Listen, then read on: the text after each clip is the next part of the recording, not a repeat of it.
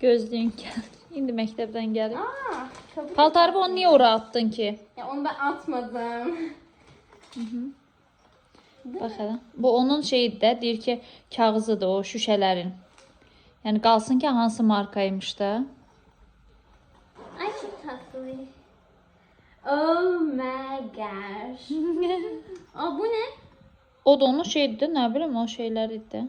Evet, Süngərlər idi. Aha. Necə Niye görsən? bakalım dur anne.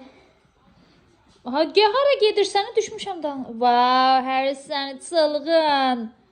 Aç indi ona. Baxım hələ yox, əsas görməyin önəmlidir. Bu ayrı. Buna da güzel görüyorum. Dur bakayım. Güzel. Tam güneş gör. Aha, aç hələ baxım. Yavaş elə açma, ortadan açırsan ay bala.